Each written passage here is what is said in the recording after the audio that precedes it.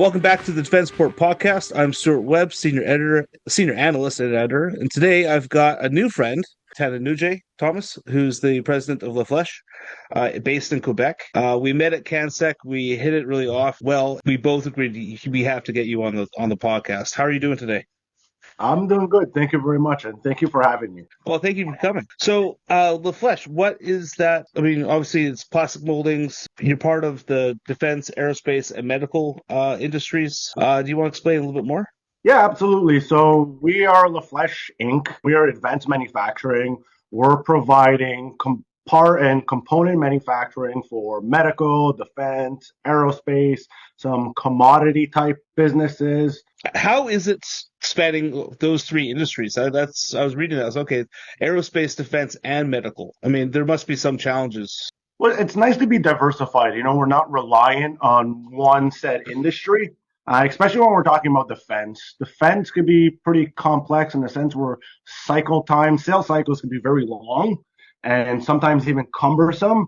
We see a project kind of come on our table, and sometimes they can sit on the quoting template for months or for even over a year.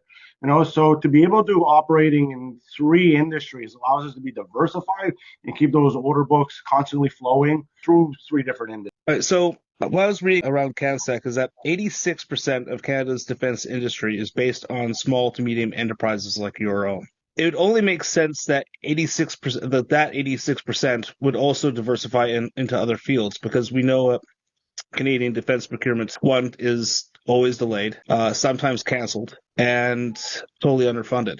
Have you heard anything from other businesses such as yourself that they've diversified as well to create that space that obviously your company has? I think a lot of businesses that had the same core offering or business model as LaFlesche are pretty well diversified, where we're not heavily reliant on one specific industry. I have a lot of competitors, and we keep our competitors close. We share a lot of work, and we work with each other. And we're all following that same narrative where we have to be diversified. Where if one industry is lacking, the other industry can service and fill in those gaps. So I think it's pretty normal. And I think with the direction that the defense industry is going right now, I think there's a lot of excitement and there's a lot of buzz that those order books are going to be filling up with more defense work and less medical, less commodities. And those are still going to serve as great, but it's nice to see this momentum happening within the defense industry. Talking about the defense industry, I mean, we were at CanSec. It was a lot of buzz. I can't believe it was 21,000 people on the first day this year. Also, thanks for letting me join your team and have a cup of coffee, because I definitely needed that. But the thing for me, though, was that there's a lot of buzz. The Canadian defense industry wants to expand, but because the orders haven't happened, the money isn't there yet. The investment isn't there yet. There's a lot of companies that are still unsure whether to expand. I wonder if you have any comments about that. Well, I think when we're looking at those big projects, like when we look at a submarine project, and how long it took, I think, they were starting to talk about it in 2023, I think was my first year at CanSec. And I think they were initially just starting to talk about it. That's when I first heard about it. And then here we are about 3 years later, and, the government finally awarded the job to TKMS, which was monumental. So those are those big projects, but there's a lot of smaller projects and sustainment projects that happen in and around the defense industry. So there's the big multi-billion-dollar projects, but then there's the sustainment projects that happen underneath it that, there's a lot more work coming out of those types of projects. So it's managing both of those as well. God, I remember when I was working at the Rideau Institute and the Canadian Center for Policy Alternatives, we wrote a report about how we need to stop upgrading and fixing the Victoria-class submarines and just buy new ones. And that was, God, I think 2013, 2012. That procurement was super delayed, and it should have been done a lot sooner. It is nice to see that this government went with TKMS. I wrote a report back in October. I don't know if you read it, saying that we should be buying the German sub over the South Korean, just because we don't need vertical launch missiles. From what I gathered, LaFlesche had partnered with TKMS in some regard. Yeah, we're official supplier to TKMS, and now that they've been awarded the contract, we're going to see how we can fit within that contract and see how that that trickle down effect from them being awarded is going to result in orders happening for LaFlesche and what it means for job creation and part procurement and part suppliership. And, I still think we're a little bit away from seeing how that's going to impact my business, but I definitely think that's exciting to see where it's going to lead both TKMS, LaFlesche, and the rest of Canada in general. Right? I mean, it's the biggest defense deal that this government has announced. Probably the biggest deal that's been announced for probably since Prime Minister Harper. It's funny.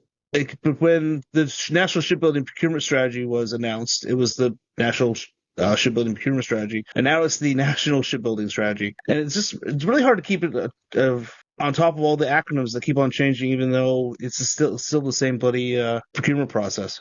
It is really funny. I need a Rolodex to keep up with the acronyms and what's happening, and they change so fast. Sometimes I'll hear a new acronym, and I got to open up the books and add it add it in there, or we figure out what it is.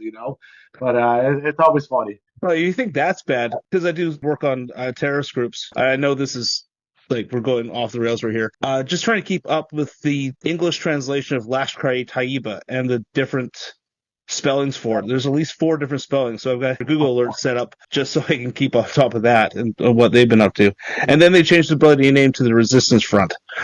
Now, annoying acronyms aside, there's one aspect of LaFlesche we haven't discussed, and for me, given your successes should not be the focal point, but you are an Indigenous company. Hey, we are an Indigenous company operating on territory, and one thing that I love about the defense industry, since we've been a part of it, we targeted the defense industry about 2.5 years ago. And it was about the same time that the government launched the mandate for 5% set aside inclusion for Indigenous businesses. And, we were wondering if that was going to be applicable to the defense industry. And so lo and behold, as we're journeying LaFlesche, through multiple industries, the defense industry just heavily embraced Indigenous inclusion and reconciliation. And it was incredibly meaningful for us, because we're here in Quebec, we're an Indigenous business, and not everyone was embracing the reception of an Indigenous business operating in complex industries.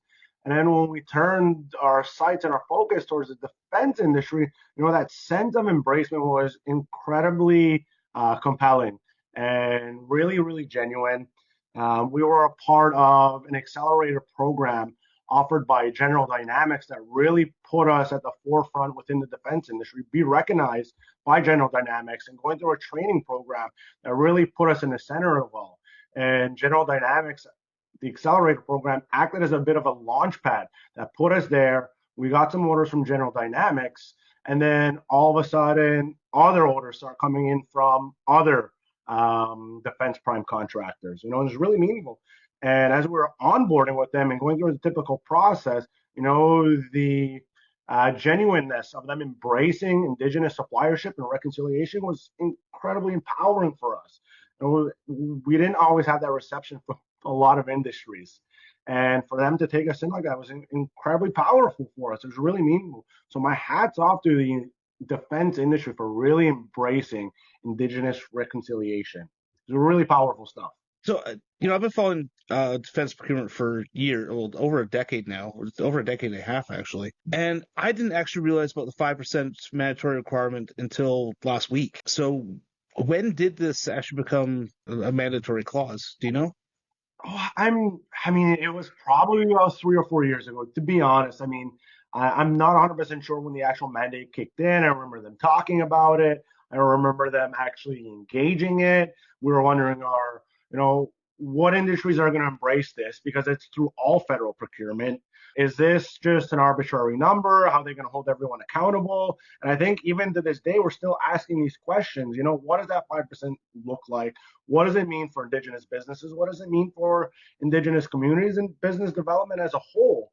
And some industries in terms of procurement are really embracing it, like the defense industry, and it's becoming a great tool for business development and economic development and economic reconciliation. It would be interesting to see, like you said, how that 5% is fleshed out. I remember I was sitting with the former Minister of Industry during Pierre Elliott Trudeau, but we're talking about the acquisition of the FA-18 Hornet, which we're slowly replacing. And because of the economic benefit clause, where spend a Canadian dollar, it has to create one on defense, has to create $1 Canadian of economic activity within Canada. And McDonnell Douglas was short. I think it was like $500,000 or something like that. So they wrote a check to the Quebec ski hill industry essentially and gave that as an investment. And it would be interesting to see if that kind of bookkeeping is actually applicable too. That if they can't make that 5% mandatory guarantee for actual business contracts, what about actually investing into Indigenous businesses?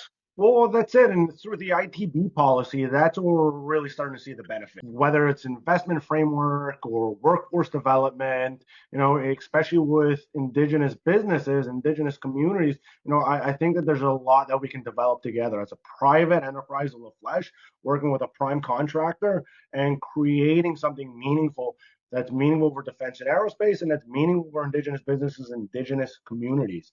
And as we're essentially on this collective journey together with the defense industry and ecosystem, along with Indigenous businesses, there's some really good talks about creating something meaningful and what that really looks like.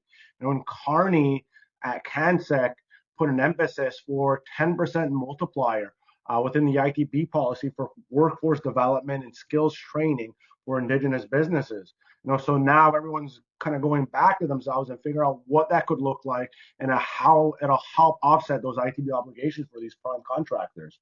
And LaFlesche is in a really good position because of where we are in our proximity to Montreal. And Montreal is going to be a hub. It already is a hub for aerospace, but now with aerospace and defense and that crossover and dual technology and dual use between the two of them, I think Montreal is going to be a hub. And LaFlesche being 15 minutes from Montreal, I think we're going to become a pillar, within what that looks like with Indigenous skills and development. With Montreal and the aerospace industry there with Bombardier, has LaFlesche seen much activity, like much increase? Because Bombardier has actually been doing a lot more work, it seems. Well, we're going through the process now as we're onboarding with Bombardier as we speak, and it seems like the Bombardier Defense, I believe that they're investing heavily into it and seeing where it goes. I know that Saab and Bombardier partnered up for a new project, and they're using the Bombardier jet for, I believe it's called the Global Eye. So they're going heavily into defense as well. And I think most aerospace companies are going to be looking into going into defense as dual use. So as LaFlesche is onboarding with them and how we position ourselves and support them with their ITB obligations, is going to be hugely meaningful for LaFlesche, for Bombardier, and the Indigenous community and Montreal as a whole. So if you close your eyes right now and think, where's LaFlesche going to be in, let's say, 5 years? Where do you think your company is going to go? We want to be a major supplier for defense and aerospace. I would love to see 80% of our work going for defense and aerospace. There's 40 people, 50 people working here in Kahnawake producing parts and pieces for the most advanced systems in the world. Beyond that now, I mean, that's where our trajectory is right now.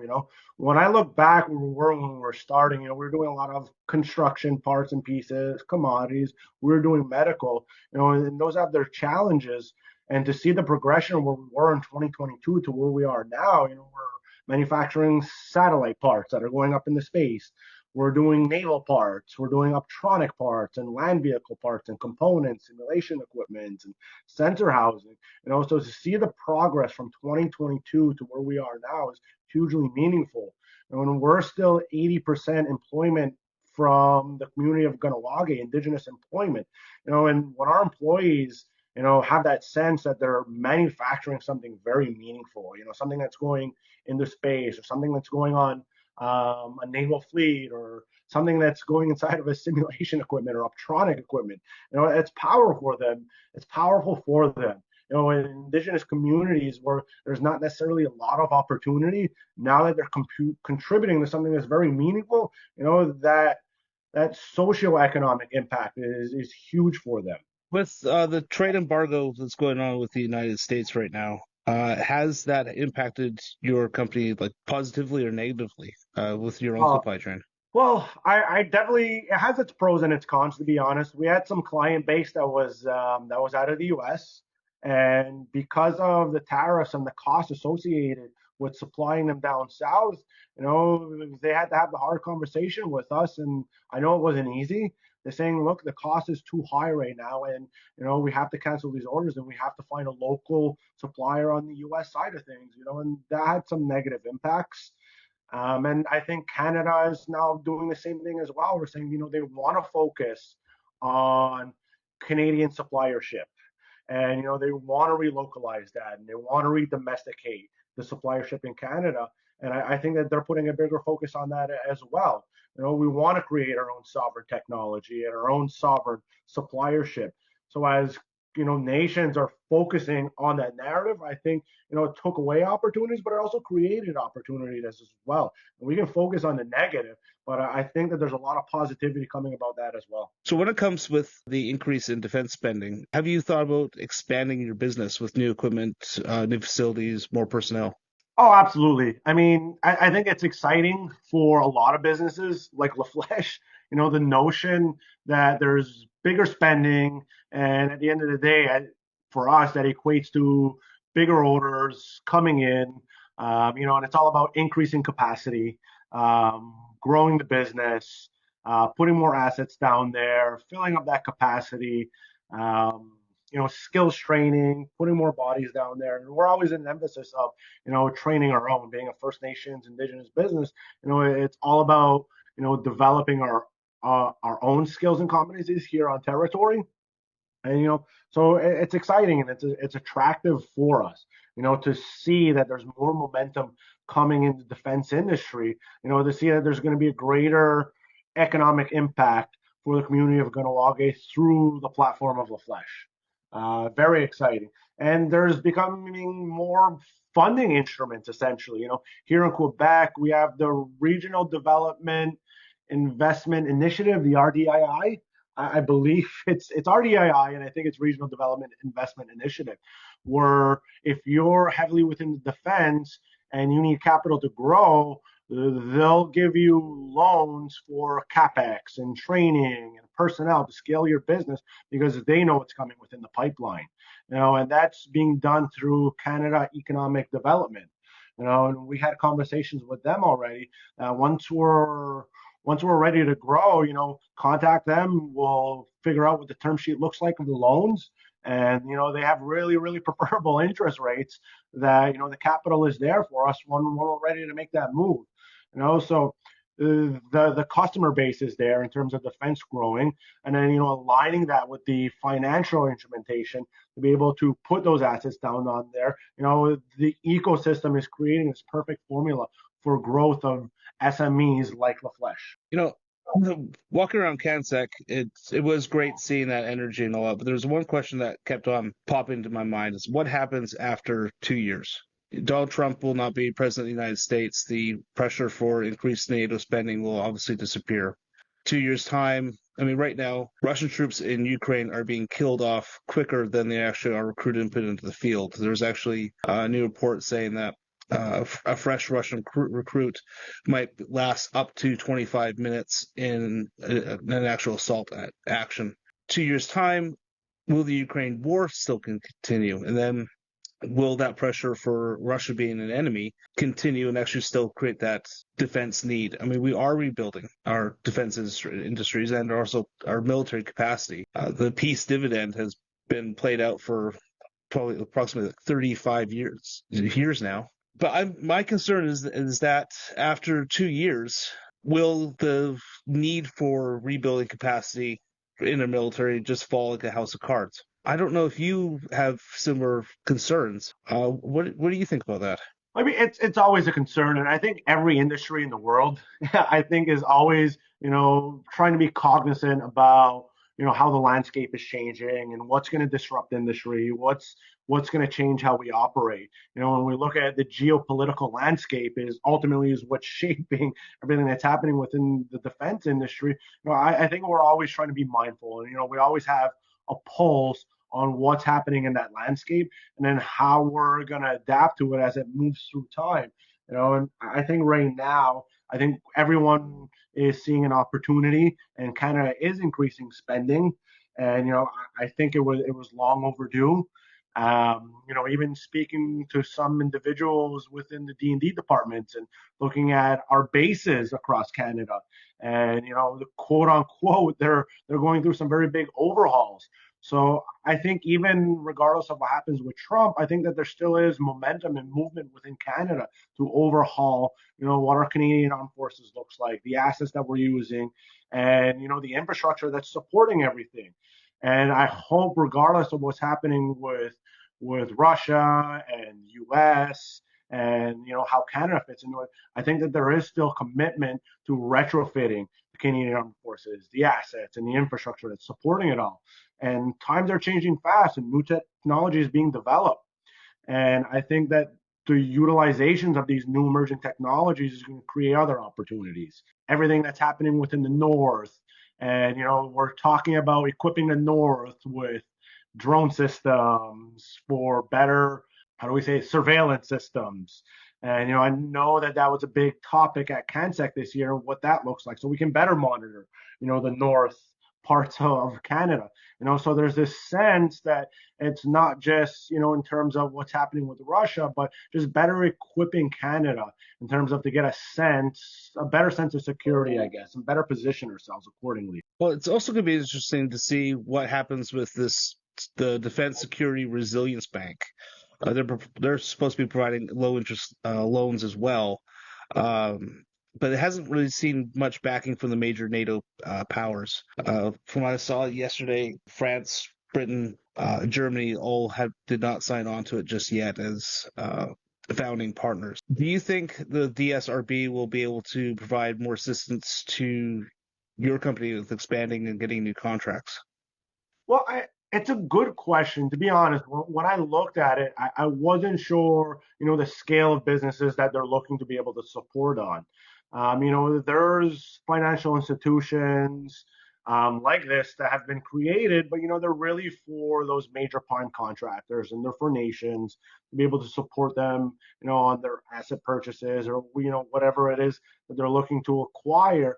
And I'm always curious to see where the smaller SMEs fit within these kind of institutions. So it's a good question. I would love to believe, that they're going to be able to support us with growth and capacity and capability building. And I guess the only thing I can say is we'll see when we get there, and it's definitely on our radar. And we'd love to see what we can do together when that day comes. Yeah, I mean, the DSRB for me is still a bit of a mystery. Not very much information has been put out, but you think that, again, with Canada's defense industry being based on 86% of SMEs, that something would happen. And I don't know what the figures for European countries are, but I definitely would be interested to see what their SME base is, if it's if it's equivalent to what Canada is. Oh, it's a good question. I'd love to see that number, that metric as well. On that note, the DRCB mystery, and now that we have to do more homework on European SMEs, I'm going to have to wrap up this episode of the Defense Port podcast. I would like once again thank you, my friend Thawennontie, for joining us, and I hope to have you on again. Thanks, Stewart. It was a pleasure. If you ever want me over again, just give me a shout. You know where to find me. Okay. Good luck with the Quebec heat. I do not envy you at all. We'll survive. All right. Thank you again. Thanks, Stewart. This has been a Defense Port podcast episode. Don't forget to like, follow, share, and leave a comment. It helps others find us. Thank you very much for listening. And until next time.